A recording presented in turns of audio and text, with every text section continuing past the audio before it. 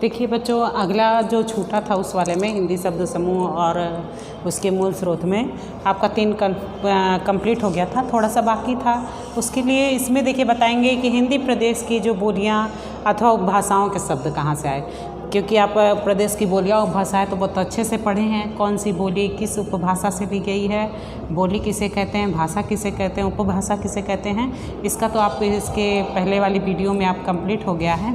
अब इसके भी थोड़ा सा शब्द ले लिए गए हैं, जैसे हम बोलियां जो उपभाषाएं होते हैं, बोलियां होती हैं, उसके भी शब्द हम हिंदी में लेते हैं। देखिए कहीं गांव की जो कहीं की भी जो बोलियां हैं उनसे जब हम हिंदी बोलते हैं तो उसमें भी कुछ न कुछ उनके शब्द दिखाई देते हैं। जैसा कि हम देखते हैं कि हिंदी के जो प्रदेश में उपभाषाएं अनेक शब्द आ गए जो हिंदी के समय एकदम घुल मिलकर एकाकार हो गए हैं।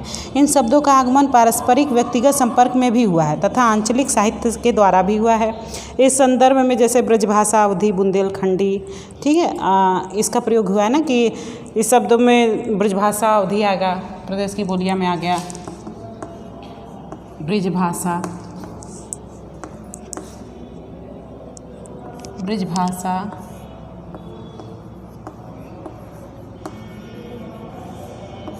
ब्रजभाषा अवधी हो गया।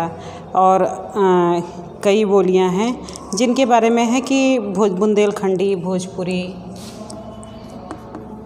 बुंदेलखंडी,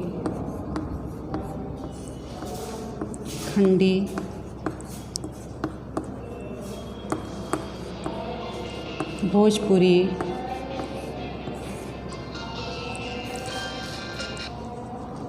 बुंदेलखंडी, भोजपुरी,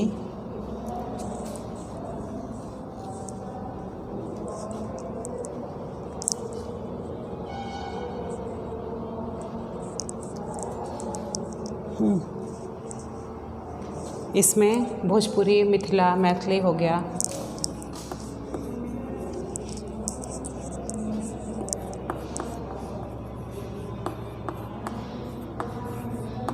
मैथिली,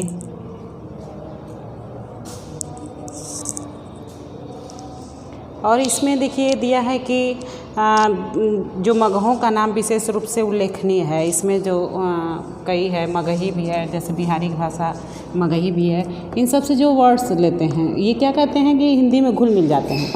इन जो क्षेत्रीय बोलियां हैं वो उपभाषा हैं, इसके भी कुछ वर्ड हैं जो हम जब हिंदी का प्रयोग करते हैं, उस भाषाभाषी का प्रयोग करते हैं तो उसमें उस चीज़ की जो प्रयोग होता है, इसकी जो बोली होती है, कुछ शब्द ऐसे हैं जो हिंदी में घुल मिल जाते हैं, ऐसा लगता है कि ये बोली के ही रूप में आते हैं। जैसा कि हमने देखा है कि कभी किसी जगह की बोली को कहते हैं कि एक प्रयोग लाते हैं हिंदी, लेकिन बोलेंगे, लेकिन हमारी जो क्षेत्रीय बोली है वो उसमें क्या करती है, घुल मिल जाती है।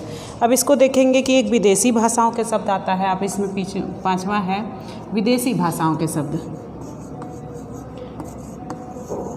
विदेशी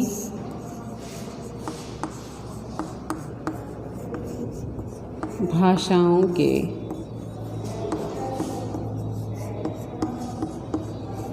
शब्द, विदेशी भाषाओं के शब्द।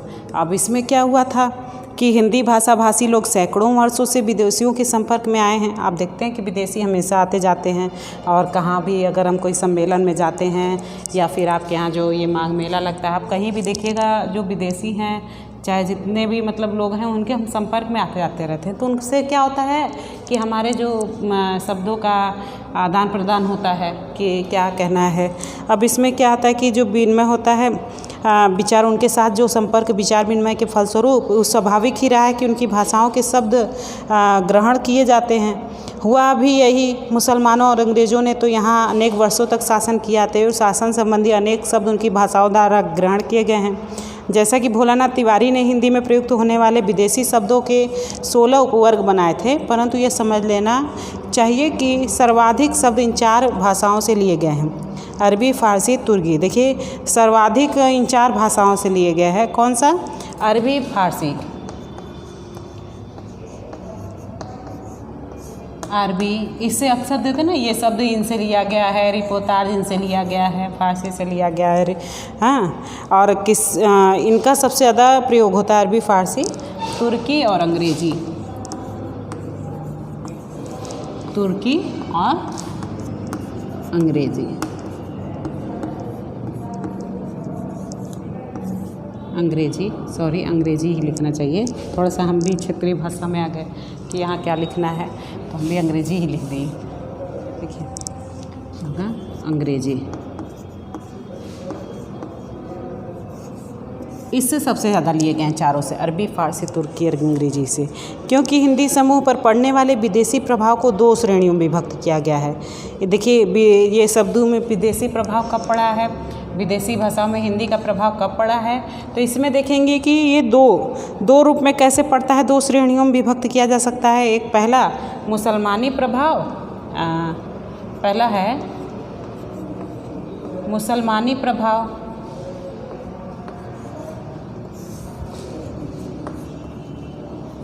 और दूसरा है यूरोपीय प्रभाव। ठीक है, यूरोपीय प्रभाव।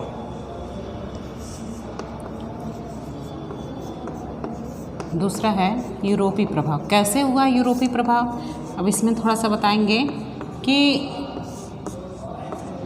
इसमें जो श्रेणी में जो रखा गया है कि विदेशी श्रेणियों में विभक्त किया गया, एक मुसलमानी प्रभाव, यह दृष्टव्य है कि मुसलमानी और यूरोपियन दोनों के यहाँ के शासक रूप में रहे, अतः इनके प्रभाव के फलस्वरूप प्रायः एक ही वर्ग का शब्द समूह हिंदी में आया है।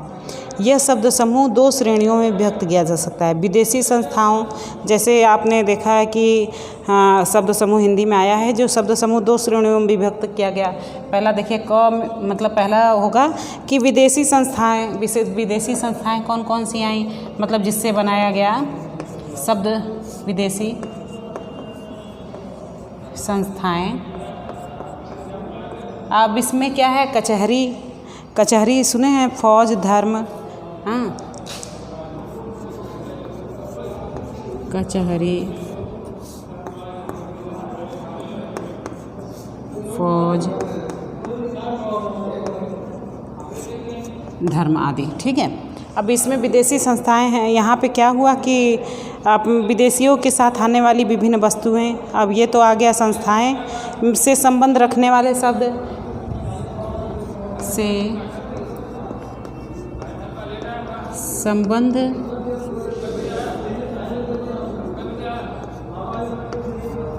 रखने वाले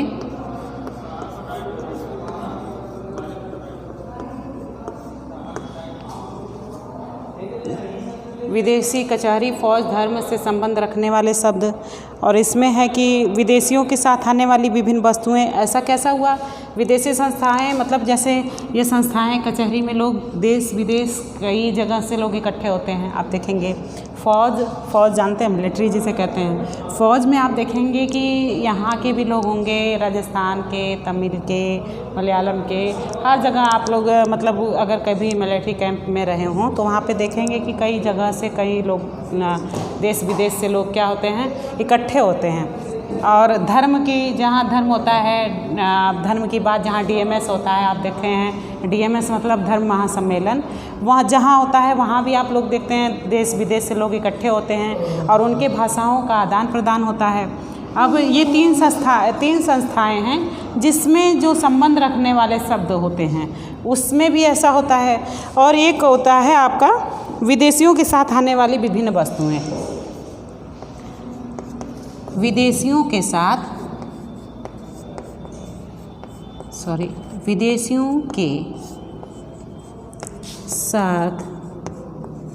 आने वाली वस्तुएं,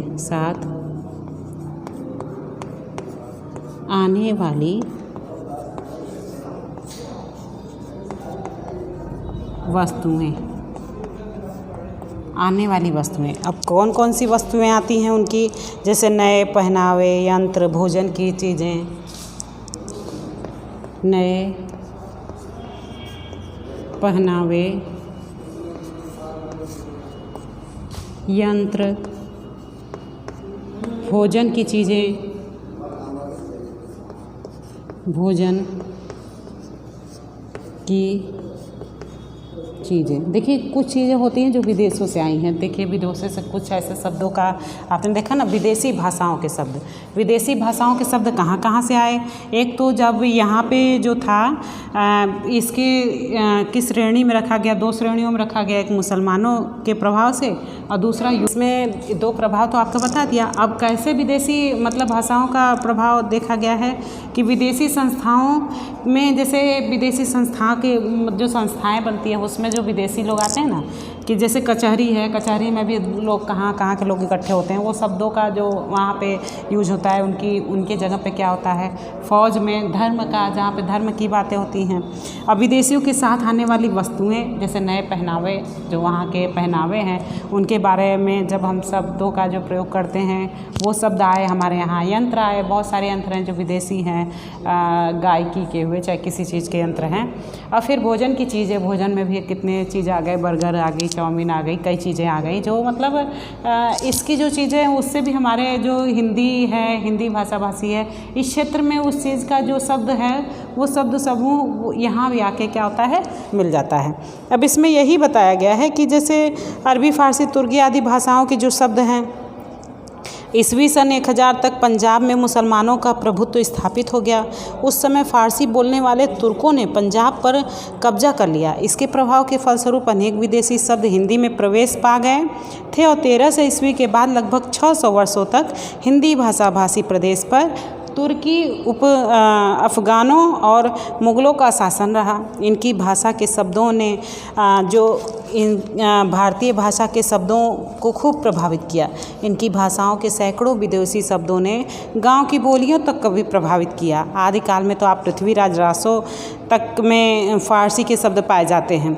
मध्यकाल में सूर, तुलसी, केशव बिहारी आदि कवियों की शुद्ध साहित्यिक हिंदी में भी इन विदेशी शब्दों के फुटकर प्रयोग पाए जाते हैं। देखिए, हम कहा गया कि कुछ शब्द ऐसा होता है, जैसे हमने मान लिया कि ये ब्रजभाषा है, ठीक है, अवधी है। इसमें भी अगर हम जहाँ रहते हैं, जहाँ का वातावरण है, हम विद्यालय में हैं, विद्यालय में भी जैसे शिक्षकगण हैं, कहाँ के हैं, किस जगह से आए हैं, उनकी भाषा, हमारी भाषा क्या होती है, एक दूसरे के जब संपर्क में आती है तो वो बोलचाल की भाषा बन जाती है। हम लोग भी जानते हैं, तो हमारे जो बात करने का कोई तरीका होगा या फिर हम कुछ लिखते हैं या कहते हैं तो उसमें उस लैंग्वेज का भी समावेश हो जाता है और उसी का प्रभाव होता है कि हमारा मतलब जैसे आपने देखिए आदिकाल में फ़ारसी शब्दों का प्रयोग किसमें, पृथ्वीराज रासो में पाया गया।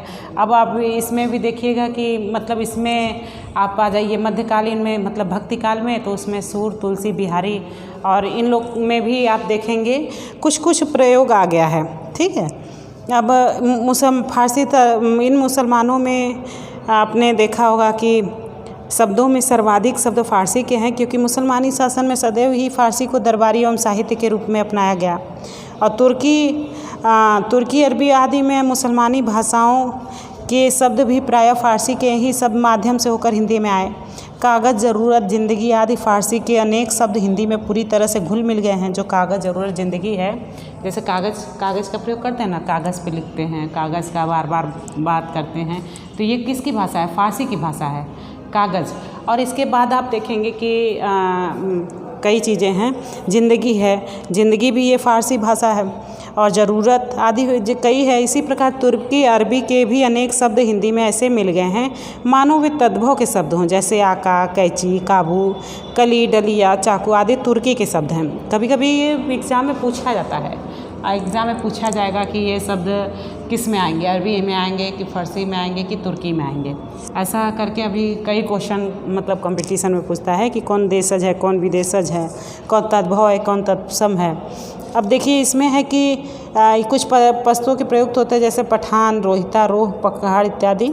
यूरोपीय भाषाओं के शब्द, जैसा कि आपने देखा यूरोपीय भाषाओं के जो शब्द आते हैं, तो इसमें है कि यूरोप के निवासी लगभग 1500 ईस्वी में भारत में आने जाने लगे थे।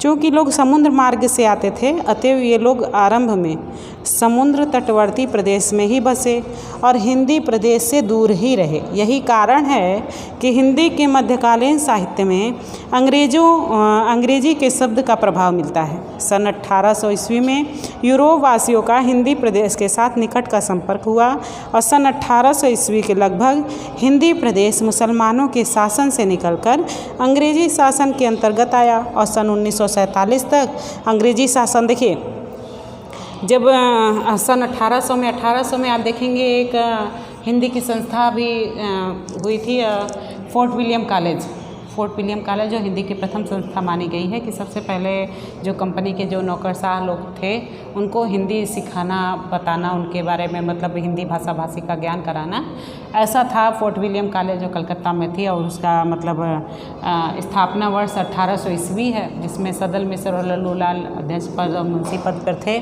अब इसमें है कि 1800 ईस्वी में बताया गया है कि 1800 ईस्वी में ये यूरोपवासियों का हिंदी प्रदेश के साथ निकट का संपर्क हुआ और सन 1800 ईस्वी के लगभग हिंदी प्रदेश मुसलमानों के शासन से निकलकर अंग्रेजी शासन के अंतर्गत आया। और 1947 आप हिंदी में 1947 और 43 कहाँ पे आएगा आपका प्रगतिवाद प्रयोगवाद आ गया, ठीक है। अब यहाँ पे अंग्रेजी शासन के अंतर्गत रहा। इस बीच अंग्रेजी यहाँ की राजभाषा बन गई और अब भी बनी हुई है। कहने का तात्पर्य है कि पिछड़े 150 पौने 2 वर्षों से हिंदी के ऊपर यूरोपीय भाषाओं का, विशेषकर अंग्रेजी भाषा का बहुत ही व्यापक प्रभाव पड़ा है।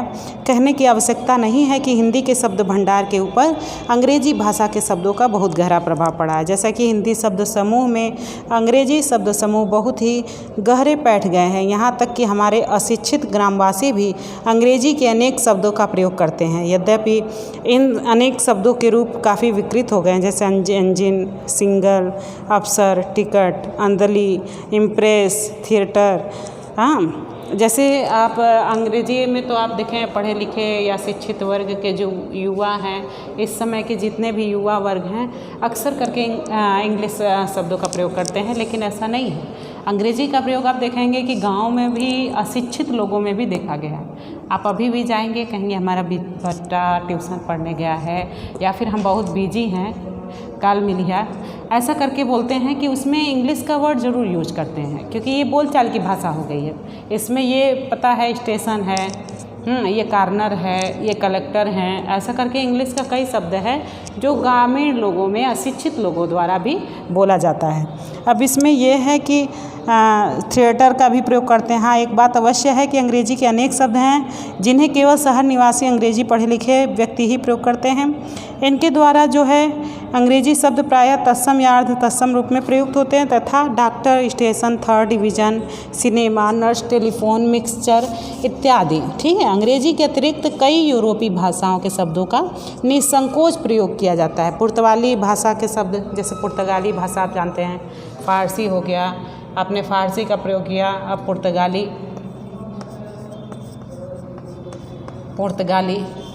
में आपका कौन सा आ जाएगा?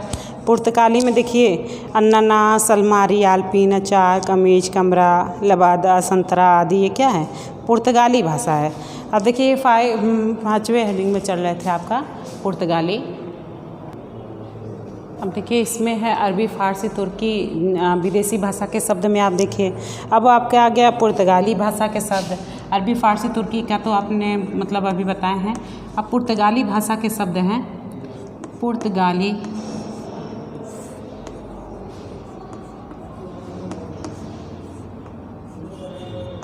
भाषा के शब्द, पुर्तगाली भाषा के शब्द में क्या है कि अनानास, अलमारी, ठीक है, अनानास, अलमारी, आलपीन,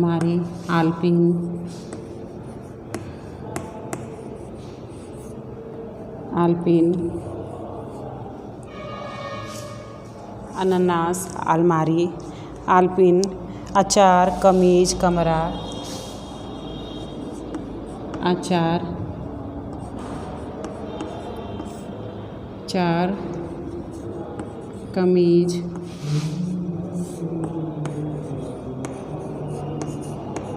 कमरा, ठीक है। अब इसमें है डच भाषा के शब्द हैं। फ्रांसीसी हुआ, फ्रांसीसी भाषा के शब्द हो गया। तो फ्रांसीसी मतलब फ्रेंच। फ्रांसीसी में आपने कौन है फ्रेंच विद्वान? गार्सा द तासी। फ्रांसीसी या फ्रेंच कर देंगे, फ्रेंच, ठीक है। भाषा के शब्द, भाषा के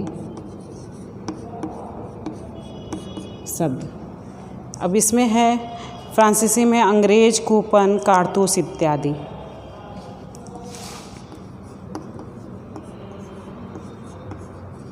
अंग्रेज, कूपन, कारतूस, ठीक है, कारतूस आदि। अंग्रेज, कूपन, कारतूस। फ्रांसीसी या फ्रेंच है, जैसे कि फ्रेंच विद्वान आपके हिंदी साहित्य के दूसरा इतिहास लिखने वाले हैं। गारसा द तासी दूसरा नहीं, पहला फ्रेंच विद्वान सबसे पहले अगर हिंदी साहित्य का इतिहास लिखने वाले थे तो फ्रेंच विद्वान गारसा द तासी थे, ठीक है। अब इसमें है कि फ्रेंच भाषा में हो गया। अब ये डच भाषा के शब्द, डच भाषा, डच का भी आप सुने होंगे नाम, डच भाषा के शब्द। डच भाषा के शब्द में है तरूप, ताश के खेल में प्रयुक्त शब्द होता है बम, गाड़ी का होता है। एक तरूप होता है, तरूप ताश में खेला जाता है, एक दूसरा होता है बम, ठीक है। अब इसमें है स्पेनी शब्द है, स्पेनी शब्द सिगरेट, श्रृंगार, कार के इत्यादि स्पेनी है। स्पेनी शब्द, ठीक है, शब्द सिगरेट,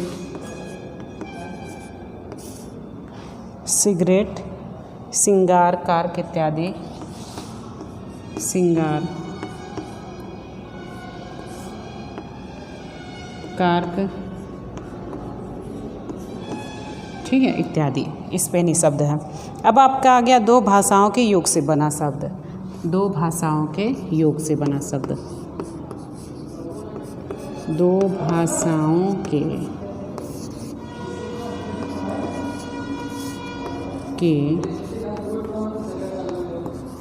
योग से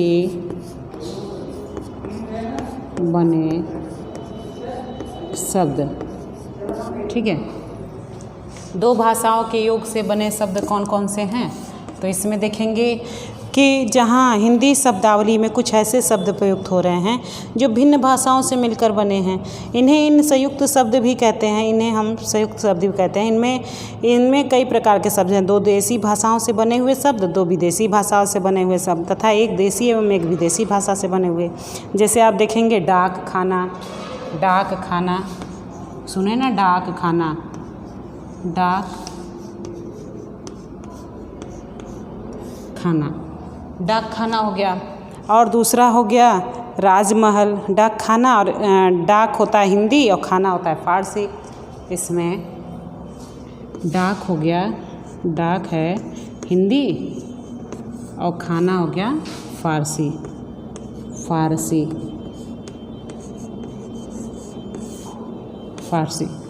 डाक खाना हो गया। जैसे देखिए हिंदी है, डाक हिंदी शब्द है और खाना क्या हो गया, फारसी। राजमहल, तो राजमहल आ गया इसमें, राजमहल, राजमहल में राज जो है संस्कृत शब्द है, संस्कृत है, और जो महल है वो अरबी है, अरबी, ठीक है। राजमहल, कई ऐसे वर्ड हैं जो दो भाषाओं के योग से बनते हैं, जैसे शेयर बाजार, शेयर बाजार, शेयर बाजार, शेयर बाजार, शेयर क्या है, अंग्रेजी है, अंग्रेजी, और बाजार क्या है, फारसी, ठीक है। इसी तरीके से आपका बना होगा। देखिए शेयर बाजार अंग्रेजी फारसी, कई दो शब्दों से मिलकर बना है। रेल मंत्री हो गया, रेल अंग्रेजी हो गया, मंत्री संस्कृत हो गया, नरवीस में अरबी हो गया, नवीस फारसी हो गया। रेल मंत्री में हो गया रेल मंत्री, सुने ना, रेल मंत्री, रेल मंत्री, रेल जो हो गया अंग्रेजी है, अंग्रेजी, और जो मंत्री क्या है, संस्कृत, संस्कृत, संस्कृत, ठीक है, रेल मंत्री। अब इसमें ये है कि जो रेल मंत्री है इसमें रेल अंग्रेजी हो गया, मंत्री संस्कृत, निवेश में हो गया अरबी और फारसी। अब देखिए निष्कर्ष ये है कि हिंदी शब्द समूह में आर्य, अनार्य, देसी, मुसलमानी तथा यूरोपीय सभी भाषाओं के शब्द पाए जाते हैं। हिंदी में संस्कृत के ही नहीं अन्य अनेक देसी विदेशी भाषाओं के शब्द एकदम घुल मिल गए हैं। उनका प्रयोग ऐसा स्वाभाविक हो गया है कि वे विदेशी लगते ही नहीं हैं। कौन कह सकता है कि हलवा, हलवाई, कढ़ाई, महल आदि अरबी के शब्द हैं तथा कमीज और पीपा पुर्तगाली भाषा के शब्द हैं। अतः यह कहना सर्वथा उपयुक्त है कि अन्य समस्त भाषाओं के समान ही हिंदी शब्द समूह में भी अनेक भाषाओं का शब्द संग्रह उपलब्ध है और शब्द समूह की दृष्टि से हिंदी एक प्रकार की खिचड़ी भाषा ही है। फिर भी हिंदी भाषा के विकास क्रम में शब्द संपत्ति का महत्वपूर्ण योगदान है। अब यहाँ पे आपका कंप्लीट हो गया। ठीक है, धन्यवाद।